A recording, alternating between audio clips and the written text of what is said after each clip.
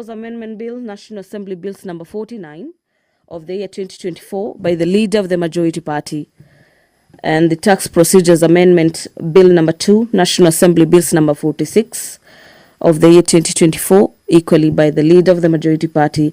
And finally, the bill that will be considered lastly under the Committee of the Whole is the Tax Laws Amendment Bill number 47 of the year 2024. The Institute of Social Work Professionals Bill, National Assembly Bills number 7 of the year 2023 is equally lined up for debate this morning. Remember, the quorum bell at the National Assembly is ringing for 10 minutes with over 5 minutes over to give members some time to make their way into the chamber this morning to consider the businesses lined up for consideration this Wednesday morning.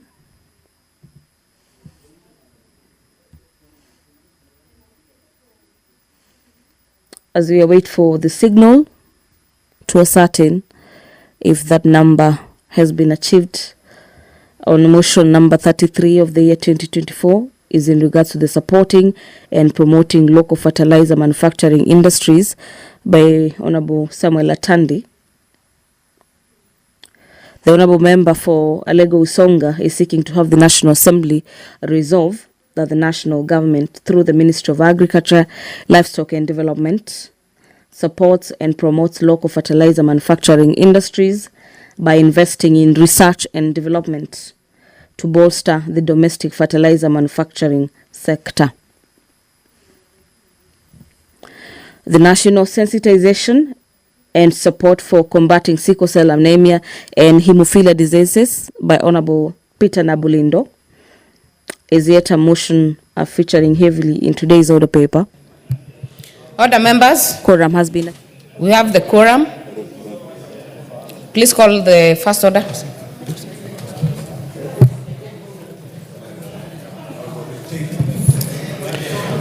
Order number 1, administration of oath. Order number 2, communication from the chair. Order number 3, messages. Order number 4, petitions. Order number 5, papers. Majority Leader.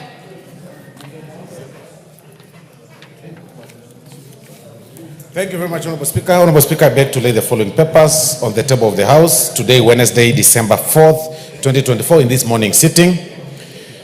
Reports of the Auditor General and financial statements for the years ended 30th June 2021, 30th June 2022, and 30th June 2023, and the certificates therein in respect of Jomo Kenyatta Girls High School, Lobin Nomadic Girls Public Secondary School, and Ngao Girls Secondary Schools. Number 2, reports of the Auditor General and financial statements for the years ended 30th June 2024, and the certificates therein in respect of Independent Policing Oversight Authority, Independent Policy Oversight Authority Mortgage and Car Loan Scheme, Receiver of Revenue Statements, Ministry of Defense, Witness Protection Agency, Staff Motor Car Loan Scheme, National Humanitarian Fund, Kenya Pipeline Company Limited, Establishment of Bus Rapid Transit Line 5 Project EDCF, Loan Agreement number KEN 5, Kenya Urban Roads Authority,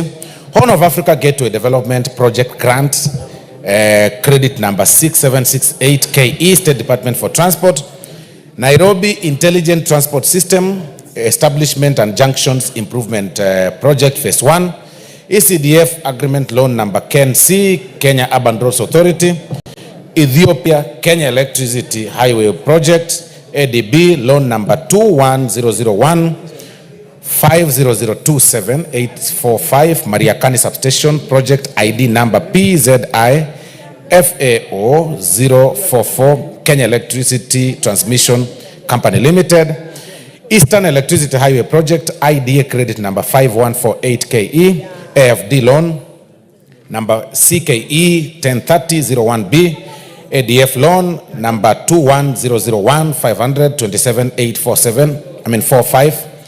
Kenya Electricity Transmission Company Limited, Kenya Institutional Strengthening Project Phase 13, number UNEP KEN 92 INS 66, Ministry of Environment, Climate Change and Forestry, Nairobi Rivers Basin Rehabilitation and Restoration Program, PKE EBO 010 Sewerage Improvement Project Phase 2, Adi Water Works Development Agency, Africa Environment Health and Pollution Management Project, National Environment Management Authority, to 20 kV and 132 kV transmission lines and substation, Exim Bank of India funded projects, Kenya Electricity Transmission Company Limited, Traco, Horn of Africa Gateway Development Project, IDA credit number 6768, Kenya Revenue Authority, Public Debt Management Support Program or Project, ADB Grant Agreement number 5500155013 the National Treasury, Supporting Access to Finance and Enterprise Recovery Project, IDA credit number 70018 KE, the National Treasury, Rural Kenya Financial Inclusion Facility, RKFINFA, IFAD loan number 200000421 and IFAD loan number 200004122, the National Treasury, Kenya Social and Economic Inclusion Project number P164654, IDA credit number 63480 and grant number TFO A9527, National Drought Management Authority, Menengai Geothermal Project Agreement number 103801 K Geothermal Development Company Limited, Bogoria Silali Geothermal Project loan number 201366103 Geothermal Development Company Limited, Mwea Irrigation Development Project, loan agreement number KEP 27, National Irrigation Authority, Kenya Social and Economic Inclusion Project, credit number 6348 KE, State Department for Social Protection and Senior Citizen Affairs, Aquaculture Business Development Program, IFAD loan number 2000052 and 200002614, State Department for Blue Economy and Fisheries, and finally, Honorable Speaker, Kenya Youth Employment Opportunities Project, credit number 5812 KE, State Department for Labor and Skills Development. I thank you, Honorable Speaker, and I beg to lay. Thank you. Next order. Order number 6, notices of motion. Order number 7, questions and statements. Hold on. Honorable members, for the convenience of the House, we shall reorganize the order paper a bit. We will prosecute order number 8, order number 9, order number 10, order number 11 and 12. Then we will revert back to order number 7.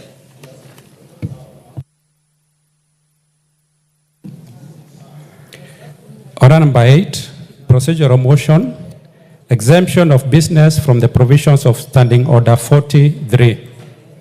Majority Leader.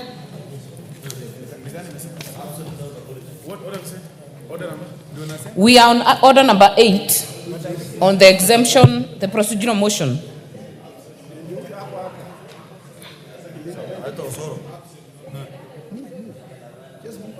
Thank you very much, Honorable Speaker. I have lost the sound.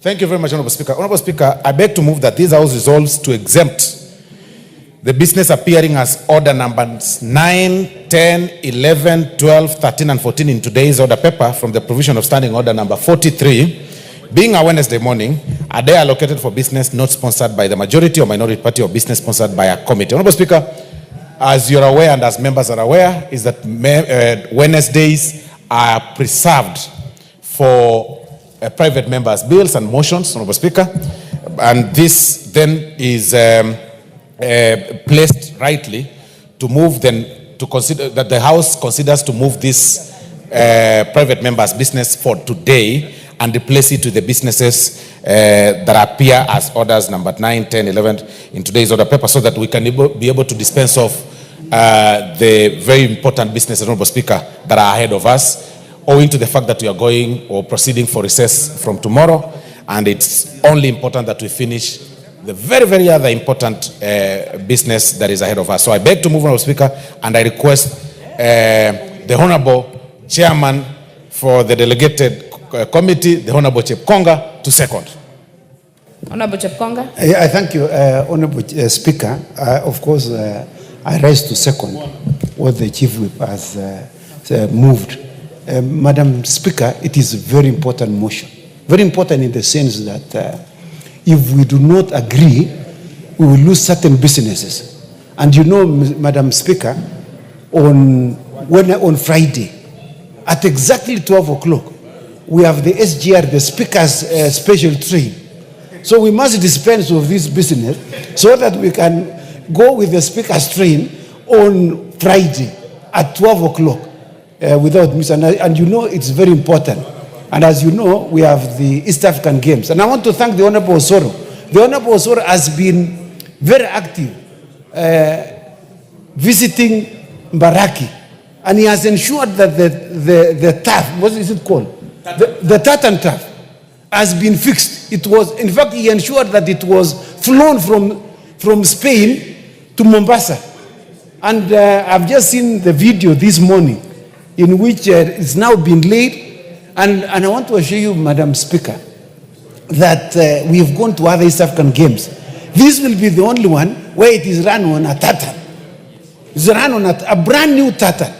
And so this elevates Kenya to #1 in the East Africa region. And others must follow.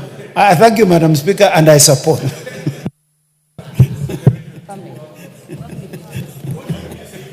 I hope, Honorable Chepkonga, that the performance would be as good as the facilities.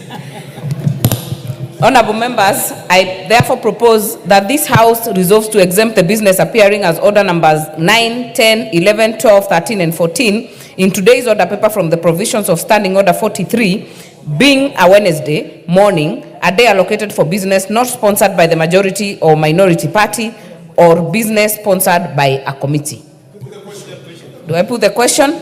Honorable members, I therefore put the question that this House resolve to exempt the business appearing as order numbers 9, 10, 11, 12, 13, and 14, order Honorable Maingi, in today's order paper from the provisions of Standing Order 43, being a Wednesday morning, a day allocated for business not sponsored by the majority or minority party, or business sponsored by a committee. As many as are of that opinion say aye. Aye. As many as are of a contrary opinion say nay. The ayes have it. Next order. Order number 9, motion, consideration of Senate amendments to the Statutory Instruments Amendment Bill, National Assembly Bill number 2 of 2023. Question to be put.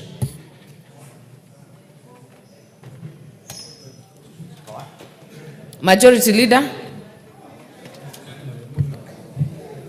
Putting the question. Honorable members, allow me, order, Honorable Nyikao. Allow me to put the question that the Senate amendments to Statutory Instruments Amendment Bill, National Assembly Bill number 2 of 2023 be now considered. As many as are of that opinion say aye. Aye. As many as are of a contrary opinion say nay. The ayes have it. Next order. Order number 10, the Tax Laws Amendment Bill, National Assembly Bill number 47 of 2024. Question to be put.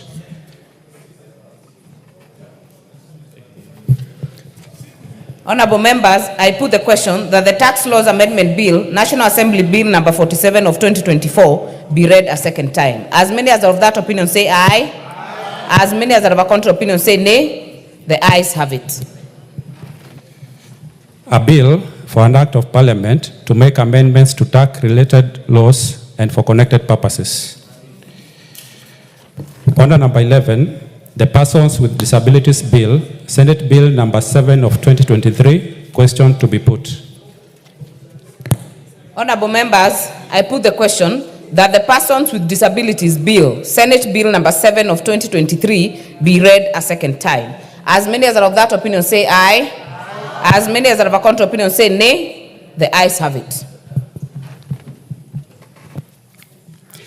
A bill for an act of parliament to give effect to Article 54 of the Constitution, to restructure the National Council for Persons with Disabilities and to provide for its functions and powers, to provide for the institutional framework for protecting, promoting, and monitoring the rights of persons with disabilities, to provide for incentives and reliefs, and for connected purposes.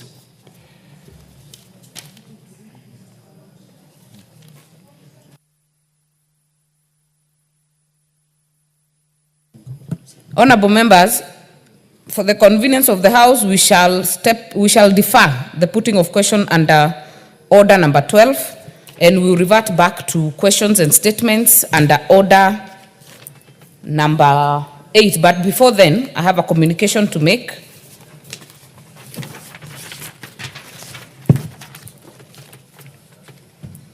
Under order number 2,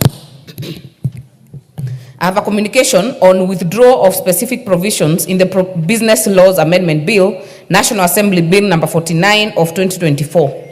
Honorable members, this is a communication regarding the withdrawal of specific provisions contained in the Business Laws Amendment Bill, National Assembly Bill number 49 of 2024, which we will consider shortly in the Committee of the Whole House. Honorable members, as you may be aware, the Business Laws Amendment Bill, National Assembly Bill number 49 of 2024 was published by Kenya Gazette Supplement number 195 of 1st November 2024 to effect various amendments to 9 statutes. The bill, which is sponsored by the Leader of Majority Party, was read a first time on 13th November 2024. Thereafter, the bill was referred to the Departmental Committees on Trade, Industry and Cooperatives and the Departmental Committee on Finance, National Planning for consideration of relevant provisions in accordance with the respective mandates, with the lead committee being the Departmental Committee on Finance and National Planning. The Departmental Committee on Finance and National Planning tabled the report on the bill in the House on Monday, 2nd December 2024. Thereafter, the bill was considered and passed by the House at second reading on Tuesday, 3rd December 2024, and committed to the Committee of the Whole House. Indeed, as you may have noticed on today's order paper, the bill is scheduled for consideration in the Committee of the Whole House under order number 11.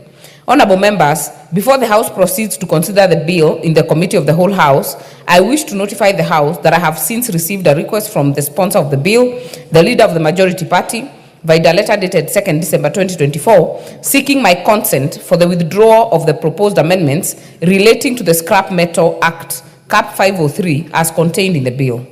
The amendments seek to alter the composition of the Scrap Metal Council. In the letter, the Leader of Majority Party notes that the House recently passed the Statute Law Miscellaneous Amendments Bill, National Assembly Bill number 67 of 2023, which included amendments to the Scrap Metal Act, Cap 503. In passing the Statute Law Miscellaneous Amendment Bill, National Assembly Bill number 67 of 2023, the House amended the very same provision that is now contained in the Business Laws Amendment Bill 2024 and referred it to the Senate for consideration. According to the Leader of the Majority Party, it will be untidy to consider amendments to Section 4 of the Scrap Metal Act, Cap 503, while the Statute Law Miscellaneous Amendment Bill, National Assembly number 67 of 2023, awaits consideration by the Senate. Honorable members, having considered the justification by the Leader of the Majority Party, I have acceded to his request to withdraw the provisions relating to the Scrap Metal Act Cap 503 as contained in the Business Laws Amendment Bill, National Assembly Bill number 49 of 2024. In this regard, the bill will therefore be proceeded with in the Committee of the Whole House without reference to the withdrawn provisions and will be considered as though the withdrawn amendments were not part of the bill ab initio. I thank the Leader of the Majority Party for being hawk-eyed in ensuring effective processing of legislation, especially during this hectic period before we proceed on recess. The House is accordingly guided.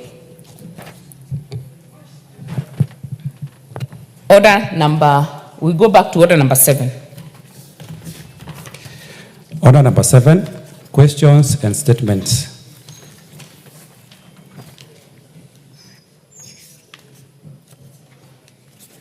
The first statement will be, the first statement will be by Honorable Member for Dagoretti North, as annexed in the order paper. Honorable Beatrice Elachi, if not in the House, it is dropped. The next statement will be by Honorable Wanjiku Muhia. I'm present. Thank you, Honorable Speaker. Honorable Speaker, pursuant to the provision of Standing Order 44-2C, I rise to request for a statement from the Chairperson of Departmental Committee on Energy regarding the connection of transformer delivered to Kipipiri Technical and Vocational College in Kipipiri constituency. Honorable Speaker, in February 2024, the Kenya Power and Lighting Company, KPOC, delivered a transformer to the Kipipiri Technical and Vocational College as part of the electrification efforts in the constituency. However, despite the progressive step, the transformer is yet to be connected to the grid. This has severely impeded the institution's ability to run critical training programs, particularly those requiring electrical equipment and modern technology. Furthermore, this situation has hindered the college from achieving its objective of equipping young people with the skills necessary to compete in the job market. It is worth noting that the technical and vocational training institutions play a pivotal role in fostering innovation, entrepreneurship, and individual growth. The lack of power supply therefore undermines not only the development of Kipipiri Technical and Vocational College, but also the broader national agenda of advancing technical education and addressing youth unemployment. Honorable Speaker, it is against this background that I request for a statement from the Chairperson of Departmental Committee on Energy on the following. 1, to provide reasons for the delay in connecting the transformer at Kipipiri Technical and Vocational College to the grid, hindering access to power by the college and adjacent community. 2, to indicate timelines for the connections of the transformer to the grid for the college to benefit from this critical infrastructure. And finally, to indicate measures put in place to ensure that such delays are avoided in future. Honorable Speaker, noting that you are very constrained of time, and noting that we are ending this session on Friday, and noting that this transformer was delivered back in February, the school closed in April, they closed in August, they have closed in December. I would request you if you could guide the chair to ensure that this is connected by January. Thank you, Madam Speaker. I see the Chair for Energy is in the House. Can you give an undertaking? Honorable Speaker, if you allow me, I have the answer to this question. So maybe I can give the response, and the issue of maybe the response from the ministry will be just procedural, because I've had a discussion with the ministry and also Kenya Power on the same issue. And I want to confirm to the House that this particular transformer, currently the technical college is served by 200 kV transformer, which also serves the community. And Honorable Kenya Power has made an Chair of undertaking. Energy, Yes. do you have it written? No, but Honorable Speaker, you remember the substantive speaker ruled that you do not have to wait if you have the answer, because you really must understand your ministry. I do not need to have a written response for me to comfortably and be able to respond to this particular question. Just wanted to confirm to the member that the transformer will be installed on Friday. That is tomorrow but 1.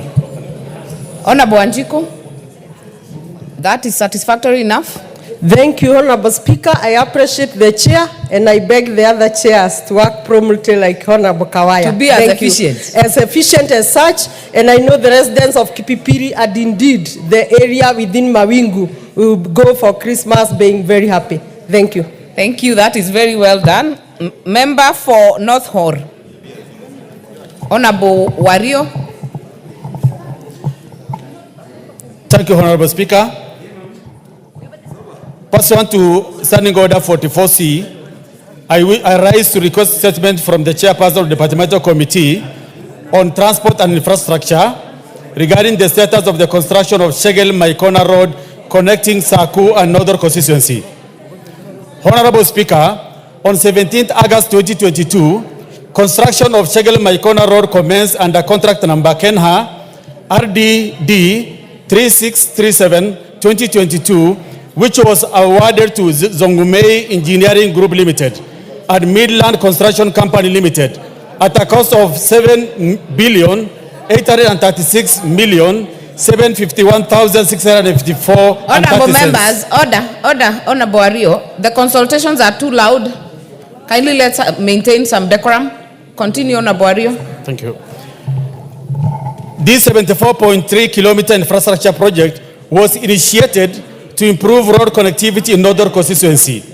However, in October 2023, the construction works were discontinued, with the contractor reducing operations and finally relocating equipment to other construction sites within the country. Honorable Speaker, Northern constituency is the largest constituency in Kenya, yet it lacks any paved road infrastructure. The absence of tarmac road continues to restrict mobility, particularly during rainy season when existing roads become impassable for extended periods. This also impairs access to critical services like healthcare facilities, education, and markets. Additionally, the delay in construction affects the implementation timeline of the multiple development initiatives in the region, including the Kengen wind power projects in gas area. Honorable Speaker, it is against this backdrop that I request for a statement from the chairperson of the Departmental Committee on Transport and Infrastructure addressing the following. Report on the status of the Shegel Maikona Road construction, including the financial and administrative factors that have led to the delay in the construction. And finally, interventions by the ministry to ensure the completion of this critical road infrastructure, including the revised project implementation schedule with the specific completion dates. Thank you, Honorable Speaker. This statement is to the Committee on Transport and Infrastructure. Honorable GK, are you as efficient as Honorable Kawaya? Do you have the response? I don't have the response right away, Honorable Speaker, but if I'm given time, I will respond as soon as we are back after recess. Honorable Wario. Honorable Speaker, this issue was raised several times and also had discussion with His Excellency and also the ministry. So I really need if this information can be sorted and probably responded by tomorrow. Because the factor that really affects the people of North Horr. I will commit it to the committee. Honorable GK, you realize we are taking a long recess. If you can do it before, the better. But it has to be satisfactory. We only have one day, Honorable Speaker, but if he requires response in a day, we will do our best. We can give little information. Do your best to get it? Yes, we will. Before we break. We have some responses from some committees. Number one, again, the question by Honorable Ade Wario to be responded by the Chair, Agriculture Committee.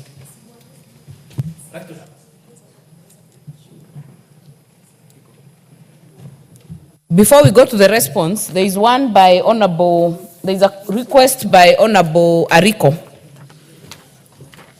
who is not in the House, was committed elsewhere, has delegated Honorable Joshua Oron to ask for the statement. Thank you, Honorable Speaker. This request for a statement regarding the settlement and land tenure for squatters in Boma slums and Oljarai farm is on behalf of the Honorable Ariko Namoit MP, member of Turkana South constituency.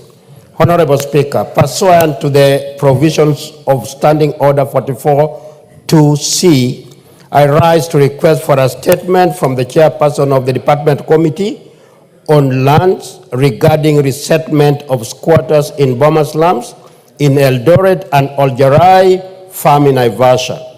Honorable Speaker, Marginalized communities across the country, including the Turkana, have historically faced severe challenges in accessing secure and equitable land ownership rights. Article 43 of the Constitution guarantees every person to the right to property and protects against deprivation of property or any interest in land.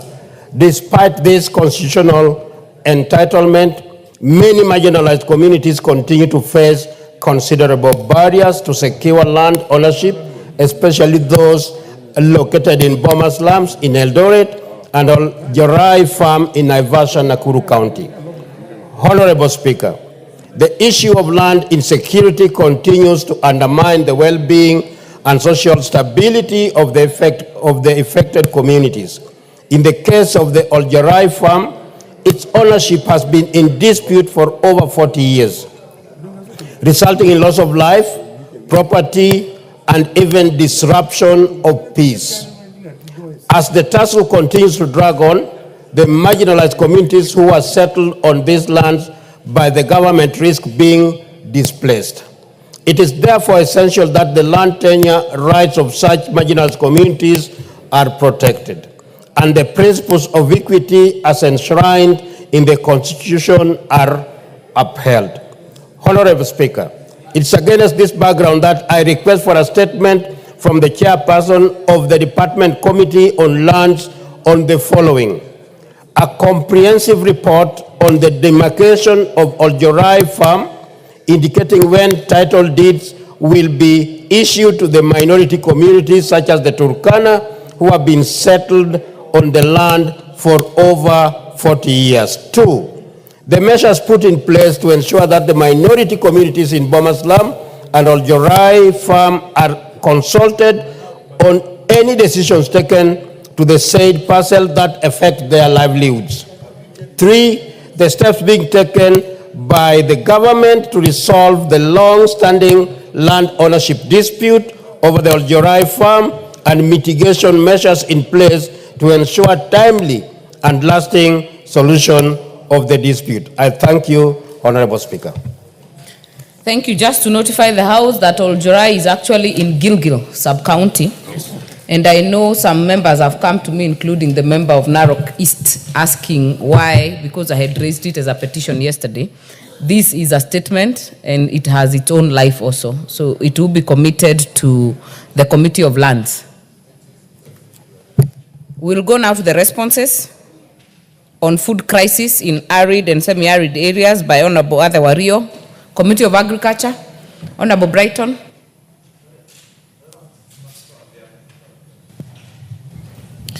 Thank you very much, Mr. Speaker, Madam Speaker.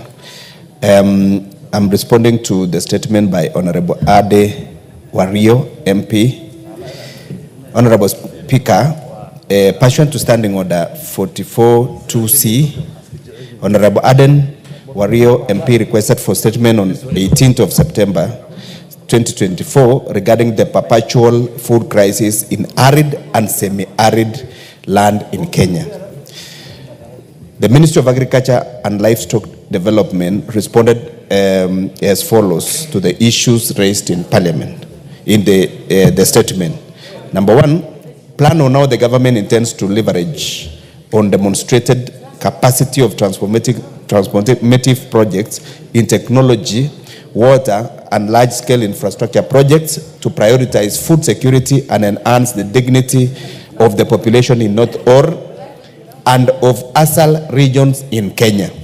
The Ministry of Agriculture and Livestock, in collaboration with various stakeholders, through the holistic approach of transforming food security, has put in place a number of strategies to tackle food insecurity in ASAL, guided by the Agriculture Sector Transformation and Growth Strategy, ASTGS. The ministry is focusing on 3 key outcomes: increasing small-scale farmer incomes, boosting agriculture output and value addition, and strengthening household food resilience.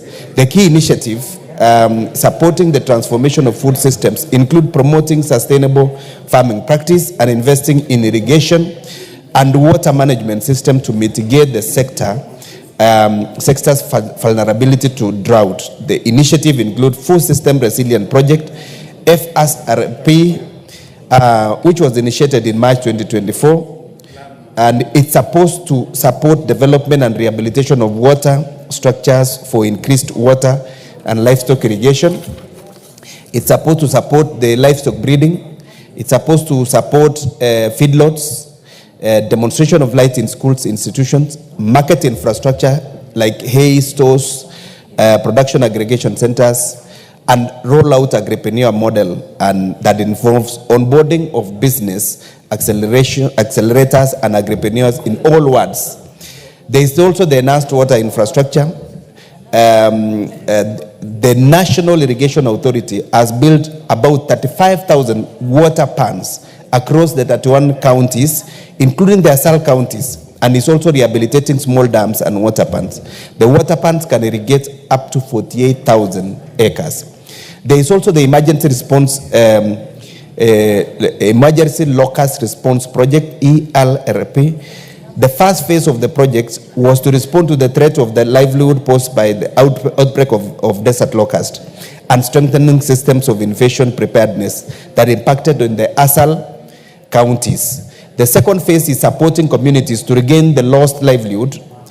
The key interventions in this phase are provision of assorted crops and livestock input packages for individuals, provision of emergency livestock feeds, provision of tracking water, communities, and human use, strategic supporting treatment for livestock, improve pasture production, storage sheds, and development and rehabilitation of water pans and boreholes. There is also this digital extension service.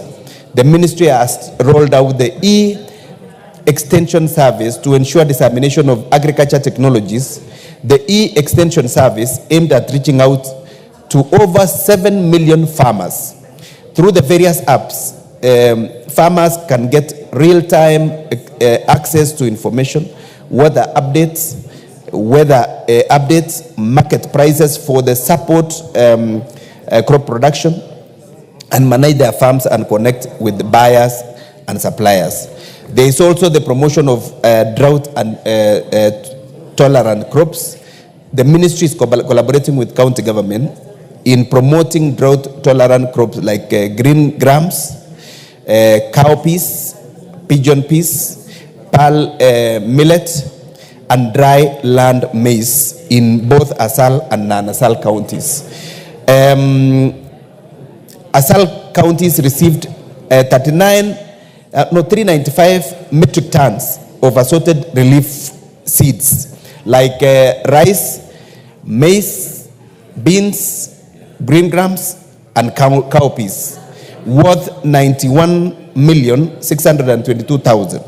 The target counties were Makueni, Machakos, Meru, Tharaka Nithi, Kitui, Lamu, Isiolo, Wajir, Bungoma, Kakamega, Taita Taveta, Tana River, Mandera, Garissa, Marsabit, Baringo, Kwale, Nandi, Siaya, Laikipia, Kisii, and Elgeyo Marakwet. The assorted tree seedlings like avocado, mango, macadamia, coconut, and cashew nuts, worth 524,770,000, were distributed to both ASAL and non-ASAL counties, beneficiary counties being Embu, Meru, Kiambu, Lamu, Kilifi, Makueni, Kitui, Baringo, Bomet, Marsabit, Wajir, Laikipia, and Samburu. Access to financial service and credit. The government, in collaboration with private sector, has made significant strides in enhancing agricultural productivity through access of credit programs like Kilimo Biashara program, which provides low-interest loans to farmers, facilitating access to necessary inputs like seeds, fertilizer, and equipment. There is also the crop and livestock insurance program. The program has benefited 16 counties, including Kitui, Makueni, Tharaka Nithi, Samburu, Marsabit, Kwale, Machakos, Embu, Mbeere North and Mbeere South, and Meru. 200,000 smallholder farmers have benefited. Question number 2 is explaining as to why the government allocates substantial resource for relief food annually, but minimal or no resource for specific, measurable, achievable, realistic, and time-bound smart food security program in ASAL regions. Honorable Speaker, the government has been allocating substantial resources to relief foods for food security programs in ASAL regions. The ministry has allocated resources to various programs geared towards addressing food security in ASAL regions. However, there is low allocation of resources to mitigation risks associated with food and nutrition crisis. The ministry is spearheading a development of national preparedness plan for food and nutrition crisis in collaboration with stakeholders. Question number 3, response number 3, a comprehensive report on all food security and drought resilient projects with corresponding budgets by both government and donor funded projects that have been implemented or are ongoing in North Ore constituency and other ASAL regions. Honorable Speaker, the government approved funds for payment of salary arrears for employees of state-owned sugar companies. However, the funds are yet to be released due to lack of exchequer. They will be released as soon as the money is available. Statement number 4 that was sought is a comprehensive report on the status of sourcing a strategic partner to invest in the restoration of the company to profitability, hence improving the welfare of smallholder sugarcane farmers and employees of Sony Sugar. Hold on. Honorable Brighton, that's the next statement. You have finished with one statement. Let us hear Honorable Ario whether he is satisfied. Take your seat, Honorable Brighton. Thank you, Honorable Speaker. I've clearly listened to the response by the ministry. But unfortunately, the responses are inadequate and not satisfactory. If you look at the amount of money that has been allocated year in, year out, for the last several years, billions of money have been allocated for ASAL, especially for food security. But if you look at what happens every second year when you're experiencing drought in this country, we lose millions of livestock. People are dying. So the interventions that has been planned for is not really reflecting on the ground, as not really supporting the communities to be able to transition from doses of relief food to be food secure. So basically, I strongly feel that the amount of resources allocated is not really translating on the ground, and it's not meeting the needs of the people in ASAL. So on this matter, I really request for the ministry to give us a concrete plans and strategies with timelines on when pastoralist communities in the ASAL will be made to stand on their own, produce their own food, and able to feed this. Because if you look at the ASAL of this country, the land is immense.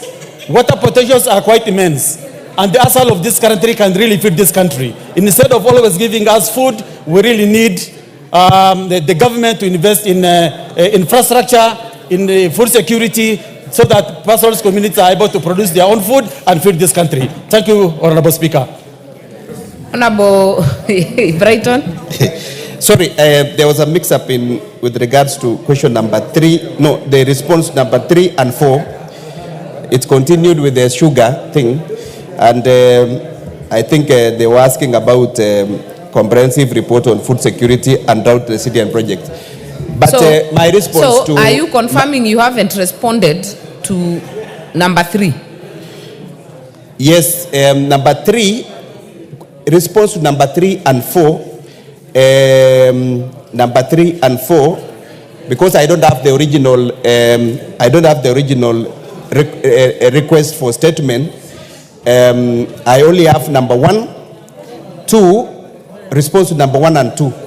Number 3 and 4, I don't know whether in the original request, whether there was number 3 and 4, because they have continued with the issues of sugar, which will be responded to. Honorable Ario, the issue of Sony Sugar is totally different.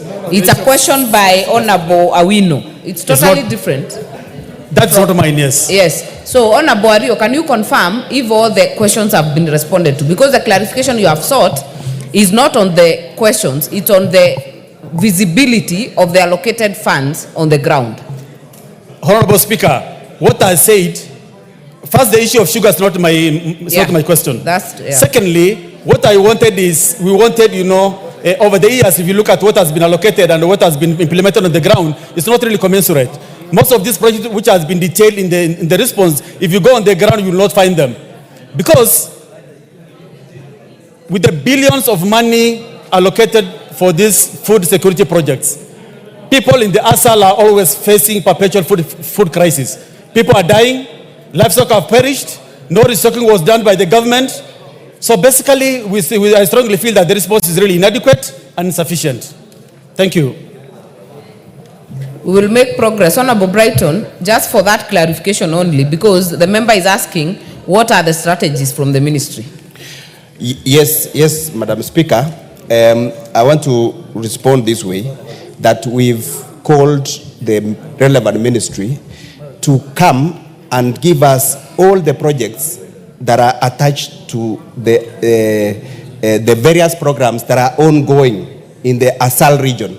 For example, if it's emergency locust response project, we need to see which constituencies are benefiting and which specific projects are being implemented and where. And that is why we've invited the relevant ministry, because there was also a relevant question previously concerning the same. And we will combine both and make sure that we give justice to and proper response to the member. Thank you, Committee of Agriculture. I think going forward, ensure you call the person who has requested the statement. Let Honorable Ario attend if that meeting is done, so that he can also put the question directly. I think it would help a lot so that you get clarity you're looking for. The next question by Honorable Walter Awino on the revival of South Nyanza Sugar Company, Sony Sugar, and other state-owned sugar mills. Still Committee of Agriculture. Chair. Thank you, Honourable Speaker. Honourable Speaker, I stand pursuant to standing under number 44(2)C on the issue that Honourable Walter Awino requested for a statement on 14th of November 2024 regarding the revival of Sony Sugar Company and other state-owned factories. The Ministry of Agriculture, Livestock Development responded as follows to the issues. Number one, on the outline of the plan in place by the ministry to urgently procure new crushing equipment for Sony Sugar Company to replace the old one, which was acquired in 1979 and now requires 400 million to maintain for maintenance and to keep on operating. The ministry responds that there is no plan by the government to buy new crushing equipment for the company. Plans are underway to lease the company and other government-owned sugar milling companies. There are 4 others. The leasing of the mills will inject private sector capital that will be used to modernize the mills and restore efficiency.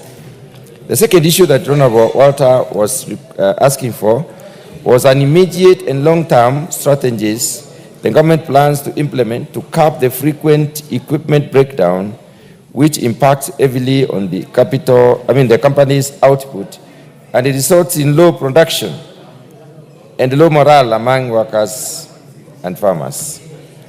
And the response is as follows. The recently enacted Sugar Act number 11 of 2024 provides for sugar development levy. The Act appropriates 15% of the levy for factory development, rehabilitation, and maintenance. Sony Sugar Company will be able to access the funds to facilitate rehabilitation of the factory maintenance. The third issue that Honorable Walter Awino had requested was to be given the reasons why there has been delay in paying the outstanding salary arrears of 800 million Kenya shillings for Sony Sugar Company workers who in the past have endured various economic hardships and the poor working conditions at the factory. And the response is as follows, Honorable Speaker, that the government approved funds for repayment of salaries, salary arrears for employees of state-owned sugar companies. However, the funds have not yet been released due to lack of exchequer. They will be released as soon as money is available. The fourth issue that the Honorable Walter Wino and asked was a comprehensive report on the status of sourcing of strategic partners to invest in restoration of the company to profitability, hence improving the welfare of smallholder sugar farmers and employees of the Sony Sugar Company. And the response is as follows. The Cabinet approved the write-off of debts owed by state-owned sugar companies in July 2023 and adopted the leasing model. Parliament approved the write-off of the debts, payment of suppliers, farmers, employees, and arrears in September 2023. The leasing model was adopted and a tender document prepared for a request for proposal to be led by the Ministry of Agriculture and Livestock Development. The request for proposal was floated with a closing date of 29th of February 2024. The process was, however, stalled due to a petition filed in court by Mr. Martin Nyongeza Barasa, citing lack of public participation in the leasing model. Stay orders were granted by the Honorable Justice Chacha Mwita. The matter has been heard and the ruling will be delivered on notice. Thank you, Honorable Speaker. Member for Awendo. Thank you, Honorable Speaker. I have gone through the response as read by the Honorable Mutunga. However, I am not satisfied, especially with the part of payment of salary arrears. They have indicated that they requested for money from the Treasury and they are still waiting for the money. Madam Speaker, they have not given us an indication on when this money is likely to be released or be paid to the farmers, considering that the farmers have been waiting for the same money for over 5 years, Madam Speaker. So I think it would be important if we get an indication on when these monies will be released, instead of telling us that they requested for money from the exchequer and they are still waiting for the same. And on the issue of leasing or rehabilitation of these factories, let us wait for the court ruling, which they said is supposed to be coming soon. Thank you, Madam Speaker. Honorable Mutunga, do you have the when? Honorable Speaker, what the ministry says is that money is apportioned but not released. They do not have exchequer. And the exchequer is an ongoing concern. It's not something that they can give a definite date. I'm not defending the ministry, Honorable Speaker, but I will forward the request to the ministry to expedite the push for release of the exchequer so that they can pay this, the workers. Thank you. Member for Awendo. Thank you, Madam Speaker. I don't know whether it is possible to get an indication of when, Mr. Mutunga, because this one without timeline or without time frame is very difficult. I don't know what is it that I'm going to tell the workers that have been waiting for payment of their salary arrears for years, that, they are waiting for the exchequer. So we need to know. We are talking about salary for services that have already been rendered. So is it possible to know when the exchequer is going to release the funds? Thank you.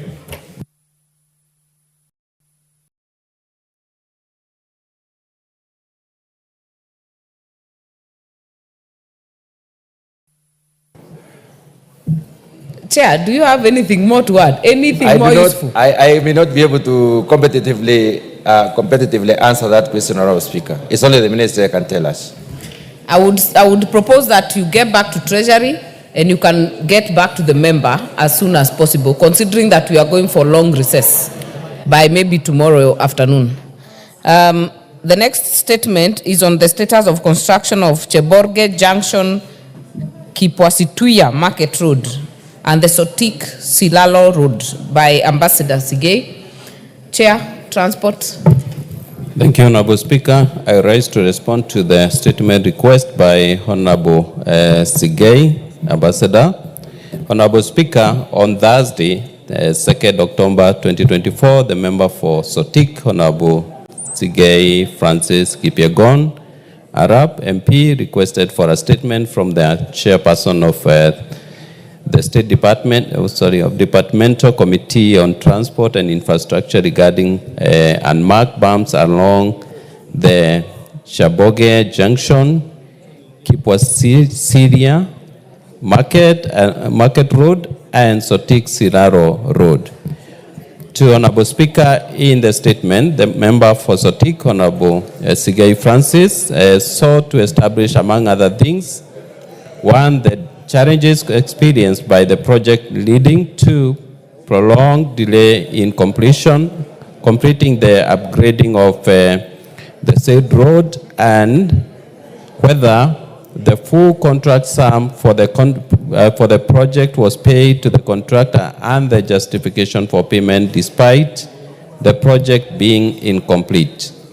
3, an update on when the contractor will resume the works and expected timeline for completion of the road, considering that the Sotik-Silaro section is impassable.